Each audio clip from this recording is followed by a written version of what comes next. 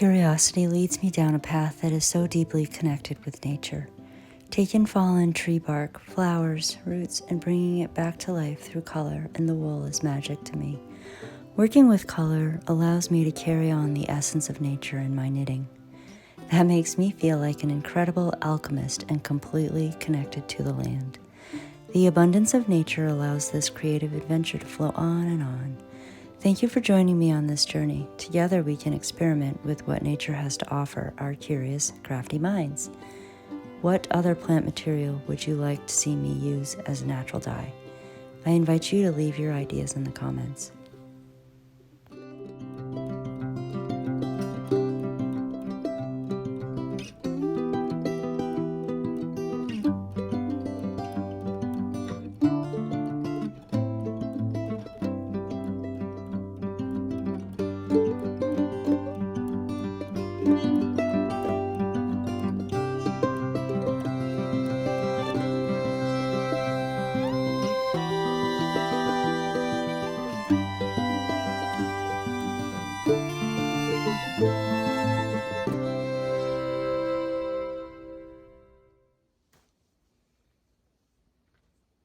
Hello, welcome to the Wandering Stitches Knitting Podcast. My name is Jess, and you can find me on Instagram at Wandering Stitches and Ravelry at MyKnittedBrow. So I am wearing my Friday shrug, and I just finished this, and as you can see, I'm not sure if you can tell by looking out the window, it is a cold and rainy day. It is finally sweater weather here in Maine, and I am super excited to be wearing this because I feel super cozy. So I hope that you have something cozy and you're able to get comfortable and just relax while I chat about my knitting crafty adventures from this week.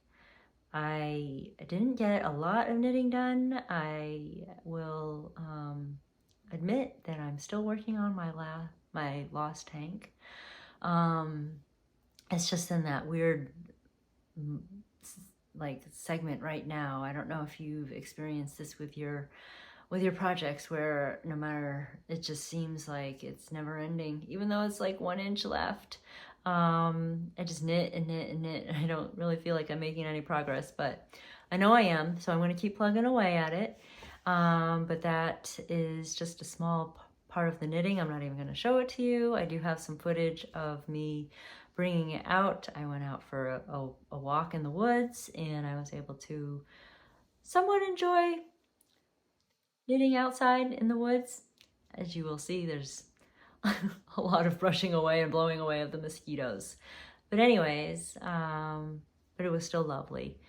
And I will show you footage of me getting birch bark, which is my project I want to mostly talk about with you, and I'll show you footage of that. So I did a lot of natural dyeing this week. I took a class and a couple weeks ago with Marty from A Wrinkle in Time. She had suggested some books for reference when we're home experimenting with our natural dyeing process, and this is what I got. The Wild Color by Jenny Dean. I got it on Amazon. It was quick and easy to find, and this book is just a wealth of information and inspiration, and I just like looking at the pictures and the colors.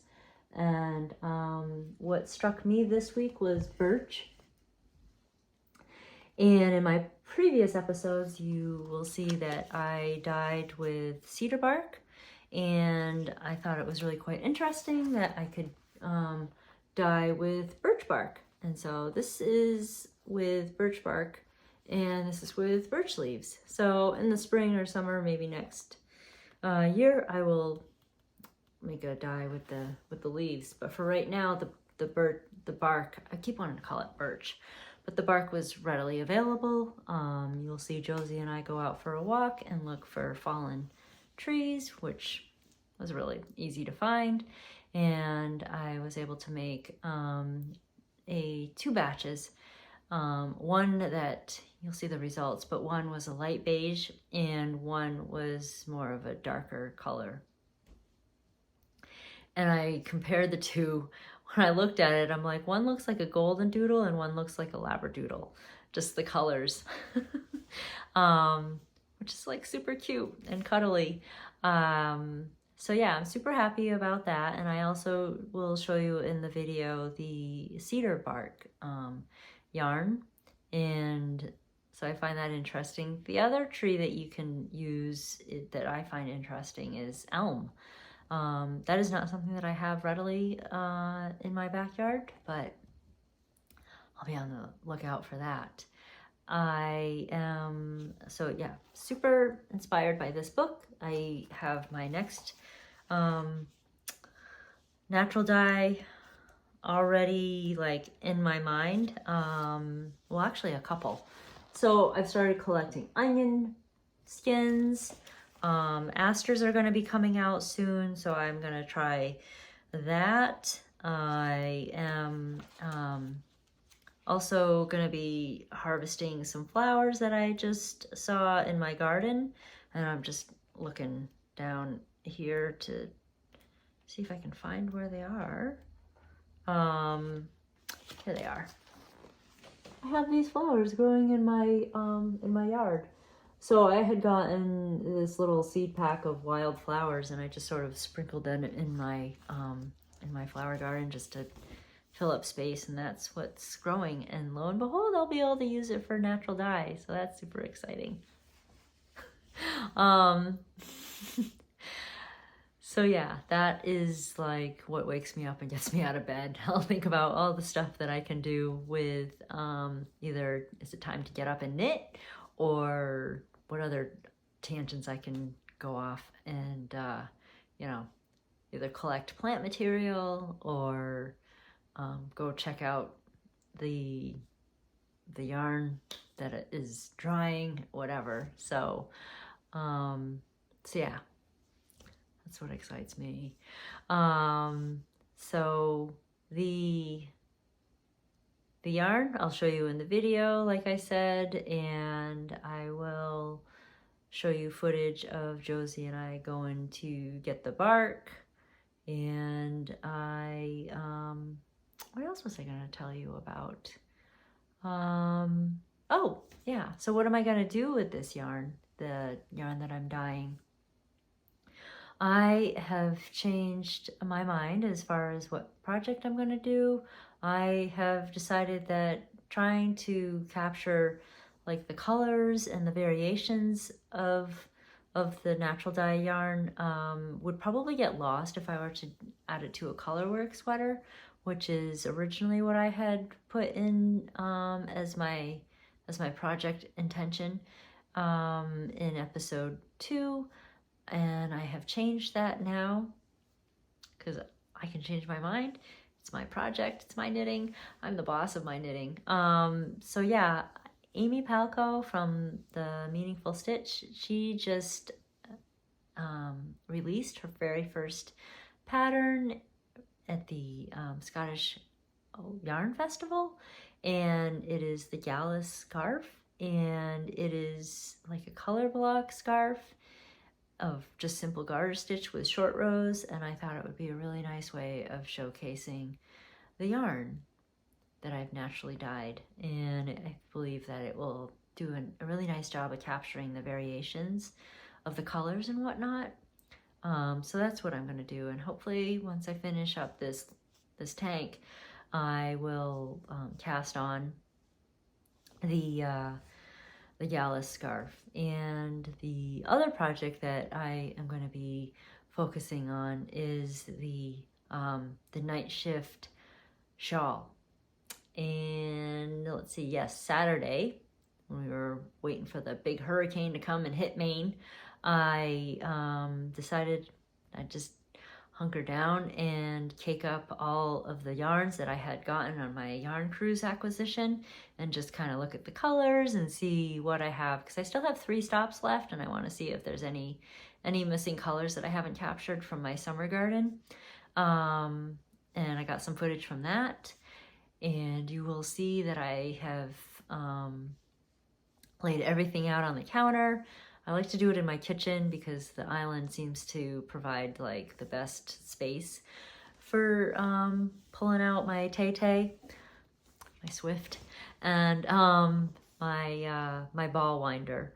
And for those of you who are not knitters and have no idea what I'm talking about, the Swift is, as you will see, it's a contraption that we use to wind up the, we put the skein, and that's how you get the yarn. So you can't just pick up the end of that yarn and just start knitting.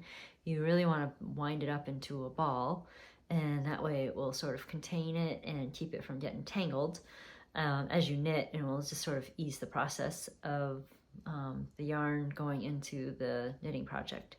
And so so you'll see as I demonstrate in the video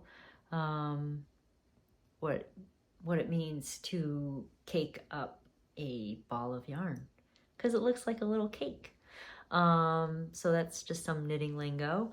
And cast on lingo means to like just basically start a project, and cast on meaning just starting the first row of stitches. And another lingo for you non-knitters who are watching this is binding off. So bind off means to close up the stitches and finish a project. So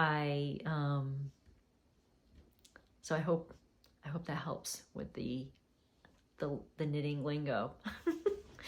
Now you can go impress all of your knitting friends. Be like, yeah. So speaking of knitting friends, for all you non-knitters, if you ever see somebody knitting, if you want to like make a knitter happy, just ask them, hey, what are you knitting? And you'll see their face light up. But don't get too involved in the conversation, because then you'll start to see them look up at you, and that means like bug off. They want to get back to their knitting. And what's the other thing? If you see somebody doing this and counting while whispering to themselves, that is not the time to start talking to them, especially if they start yelling as they're counting. That means you really better back off, and it is not a good time. You should come back and try and talk to them some other time, because there's nothing more frustrating, I feel like, as a knitter, when you're trying to count your cast on stitches and it's always like the wrong number of stitches. And sometimes it really matters, especially if you are trying to work a pattern or whatever. And the number of stitches, the stitch count really counts or matters, you know, when you're trying to keep it in whatever, in the pattern. Keep saying that. So anyways, that's just a little tip for all you non-knitters out there. So anyways, as I was saying, I am going to be casting on the night shift shawl, and I have the balls of yarn all caked up, and I will show you that. I will show you the demonstration of caking them. And for those of you who know the process, I will hope that you enjoy just seeing a big unorganized pile of yarn get caked up and all nice and tidied up. And so I hope you enjoy that. I will probably start that footage off slowly and then do like a time-lapse thing so we can quickly just see it all in its process. I was watching, let's see, what was I watching? Guardians of the Galaxy 3. Yes. And if you look real closely towards the end, I have a moment where I'm actually crying. Yep. I'm one of those people, I guess. I don't know. I've never cried. I'm not really a crier, but there's something about the Guardians of the Galaxy that always like gets me right in the feels. So yeah, I had a moment. And maybe if you've seen it, you've had that moment also. I feel like it was really sentimental and really sad at some points and really poignant. But yeah, So Guardians of the Galaxy, Marvel. Who would have thought? But then I went on to watch Thor, Love and Thunder. I didn't cry during that one. That one was a good one, and that one basically took me through winding up the yarn that I had dyed in the Birch bath, and I didn't tie it up like I should have, like I had learned from episode 2, how to secure the yarn before you just plunk it into the dye bath. Well, I didn't do that, and I had a nice big tangled mess, and I just, yeah. Anyways, so you live and you learn, and then you have to learn again and again and again. But that's all part of the knitting process, isn't it? Or any crafting process. It doesn't always come out perfectly the first time. But you just stick with it, and eventually you'll get your reward. Or even if you don't, at least you learned something, right? Not everything is always perfect. But yeah, so let's see. Yeah, Guardians of the Galaxy and Thor, Love and Thunder, which I thought was okay. And then I started watching Doctor Strange, and I think I got like tired of watching movies after that. So I think I maybe got through a third of it. But anyway, so that's what I did during the hurricane. Wound up and unwound yarn. So, and watched some Marvel movies. I hope everybody was safe and had a nice cozy day Saturday here in New England. I hope nobody got any bad damage. I guess it was quite a lot of waves in all the bodies of water around here, even in Sebago Lake, which is my local lake here. Somebody had said that it looked like the ocean. And then I heard that some of the waves were like 22 to 25 feet out on the coast. So anyways, that is what's going on up in Maine. And the rain, it continues. But yeah, it's a good excuse to stay in, get comfy, get cozy, work on your projects, and yeah, just do what you love. So until next week, I will continue just knitting away and getting my next projects ready, and I will see about getting this tank finished. I'm gonna do my best. Yeah, so until next time, take care. Keep doing what you love. Bye. Hello. We're gonna go for a walk in the woods and look for some birch bark. We're gonna look for some fallen birch trees and harvest the birch bark. I'm gonna use this for a natural dye. So here we go.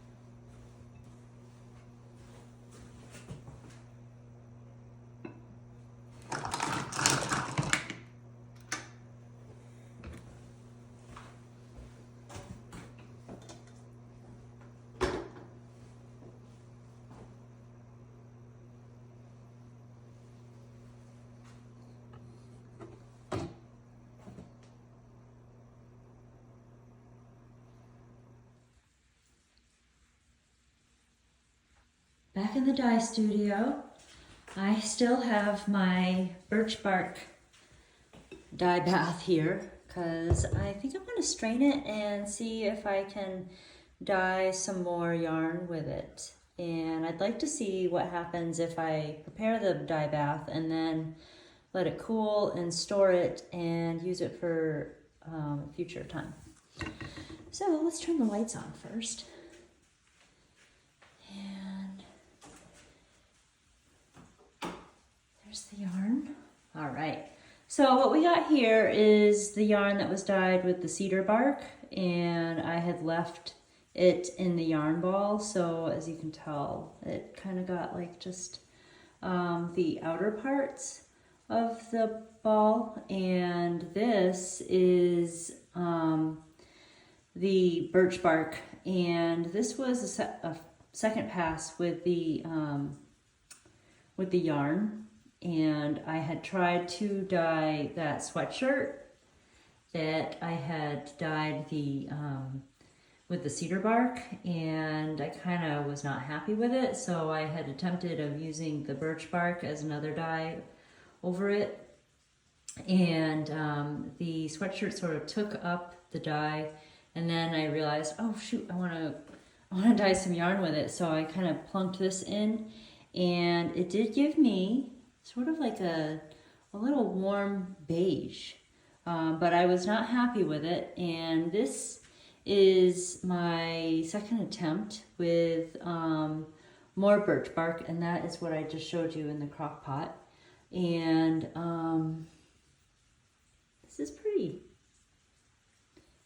It's brown, and I don't think the lighting is doing this justice, but it's kind of like a reddish auburny brown. So yeah. So that is my tree bark dyeing experiment.